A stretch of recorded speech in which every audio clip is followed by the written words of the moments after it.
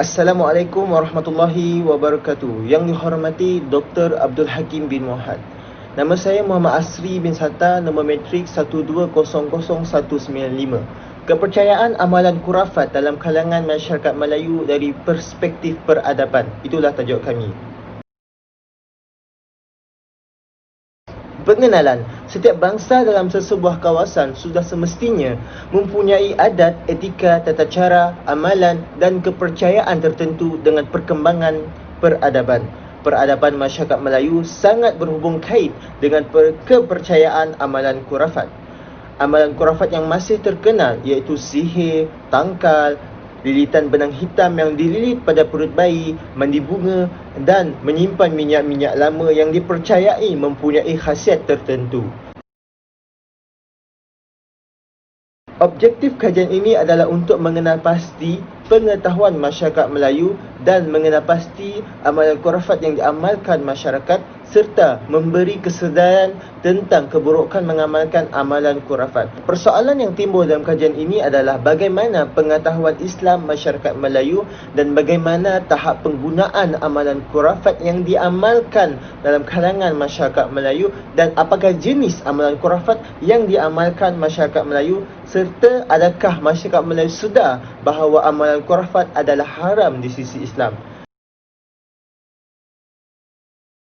Dan kepentingan kajian ini adalah untuk memupuk pengkaji, meningkatkan ilmu pengetahuan dengan lebih terperinci untuk mengetahui penggunaan amalan khurafat yang diamalkan masyarakat Melayu serta menjadi asas kepada para pendakwah bagi menerangkan kepada masyarakat luar berkaitan amalan khurafat dan untuk mengubah pola pemikiran masyarakat Melayu tentang penggunaan amalan khurafat adalah haram di sisi Islam.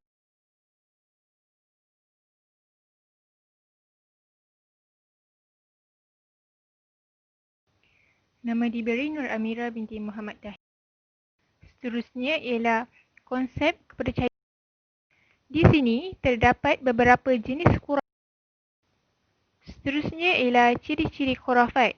Antaranya ialah tidak disandarkan pada nas-nas syarak seperti Al-Quran dan Hadis, berunsur mitos ataupun legenda dan berbentuk pemujaan. Kita juga dapat lihat bentuk-bentuk khurafat. Antaranya percaya kepada benda-benda keramat seperti kubur, percaya kepada jin dan minta pertolongannya, percaya kepada petanda-petanda dan pantang larang dan memuja objek-objek. Ini dapat dilihat perkara-perkara khurafat tersebut bertentangan dengan ajaran agama dan juga bertentangan dengan akidah umat Islam. Bismillahirrahmanirrahim. Assalamualaikum warahmatullahi wabarakatuh. Saya Muhammad Fahimi Zaibidi, nombor matrik 120197, ingin membentangkan tajuk saya iaitu faktor-faktor berlakunya khurafat dalam kalangan masyarakat Melayu dari perspektif peradaban.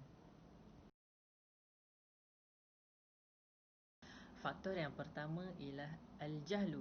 Al-jahlu bermaksud kejahilan. Masyarakat kini dengan kurangnya ilmu agama mudah cenderung melakukan amalan khurafat.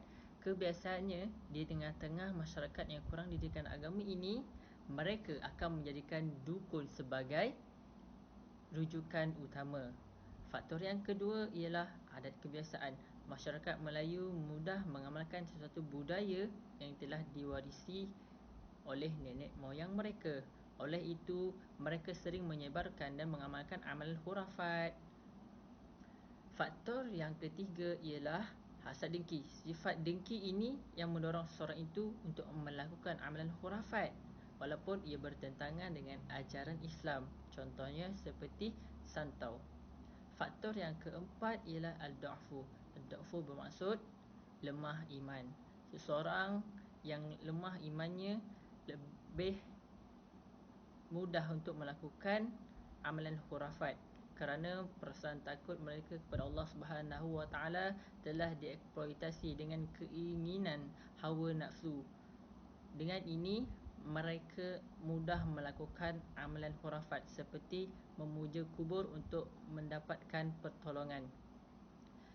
Faktor yang kelima iaitu faktor yang terakhir ialah kepentingan peribadi. Mereka sanggup menggadaikan akidah dan iman mereka demi mendapatkan sesuatu di dunia. Bismillahirrahmanirrahim. Assalamualaikum warahmatullahi wabarakatuh. Saya Qurratu Ain binti Hassan, nombor matrik 1200194. Sekarang saya ingin menerangkan tentang kesan kepercayaan amalan khurafat dalam masyarakat Melayu dari perspektif peradaban. Kepercayaan amalan khurafat akan memberi kesan kepada individu, keluarga, masyarakat dan juga negara. Yang pertama, individu mampu menjejaskan akidah dan membatalkan syahadah yang diucapkan sebelum ini, kerana Allah Subhanahu Wa Taala tidak akan menerima amalan individu yang mempercayai kepada selainnya. Yang seterusnya, keluarga. Ia akan melahirkan zuriat yang berfikiran kolot, cumut dan tidak berkualiti, kerana anak-anak membesar dengan minda yang tercemar kerana sudah disemai dengan pelbagai unsur khurafat sejak kecil lagi. Yang ketiga, masyarakat. Menambahkan amalan bid'ah dan karat dalam masyarakat Melayu seperti memuja kubur dan adat meninggal dunia dan selepas kematian. Yang seterusnya adalah negara. Negara tidak akan membangun maju dan kekal mundur dari aspek pembangunan minda. Setakat ini daripada saya. Sekian, terima kasih. Assalamualaikum warahmatullahi wabarakatuh. Saya Siti Fairul binti Ibrahim, nombor matrik 1200200. Saya akan membentangkan slide saya, itu tindakan-tindakan mengurangkan amalan khurafat dalam kalangan masyarakat Melayu dari perspektif peradaban. Terdapat 5 peranan yang memainkan peran penting. Yang pertama, peranan individu. Seseorang individu perlu pandai mengawal teknologi dengan betul. Individu tersebut tidak seharusnya terpengaruh dengan filem tonton berkaitan dengan cerita khurafat dan syirik. Individu tersebut perlu memperbanyakkan amal ibadah untuk meningkatkan keimanan dan bergaulah dengan orang yang soleh. Yang kedua, peranan keluarga.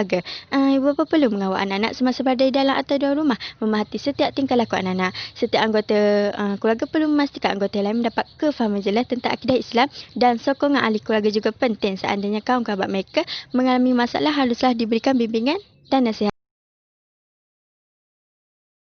Yang ketiga, peranan masyarakat. Masyarakat perlu mengambil berat isu-isu semasa berkaitan amalan khurafat dan syirik, membuat rondaan di tempat-tempat yang selalu menjadi pusat pemujaan seperti kawasan perkuburan, bekerjasama dengan pemimpin dan ketua masyarakat untuk membina amalan khurafat ini, dan memberi kesedaran kepada ramai betapa pentingnya amalkan ajaran agama Islam. Yang keempat, peranan kerajaan. Membuat pemantauan terhadap aktiviti seperti bom bidan, menapis filem-filem yang mempunyai agenda yang mendorong perubatan syirik dan khurafat, mengadakan kempen membuat penerbitan buku agama, perbanyakkan program filem dan program dakwah seperti halakah, kuliah dan tanya lulus. Sekali ialah peranan media massa. Menjadikan media sosial sebagai ejen untuk melaraskan syariat Islam yang sebenar, membuat pengepusan perkara yang berfaedah, kurangkan mengepus cerita-cerita palsu dan karut yang bertentangan dengan agama Islam, dan gunakan halaman media sosial untuk kepentingan Islam. Oleh itu, banyak sebenarnya tindakan yang boleh dilakukan untuk mengeluarkan kepercayaan amalan khurafat dalam kalangan masyarakat Melayu dari perspektif peradaban. Justru semua pihak haruslah berganding bahu mengurangkan amalan khurafat ini bagi memperkukuhkan ajaran Islam yang sebenar. Itu sahaja daripada saya. Sekian, terima kasih. Kesimpulannya, amalan khurafat dalam kalangan masyarakat Melayu kini semakin pudar dan tidak lagi diamalkan. Hal ini kerana dunia semakin canggih dengan teknologi serta pendedahan nilai agama yang tinggi dalam kalangan masyarakat Islam pada masa kini. Oleh itu, amalan khurafat merupakan amalan karut serta bercanggah dengan hukum syarak. Sekian daripada kami, kumpulan 7. Sekian, terima kasih. Assalamualaikum warahmatullahi wabarakatuh.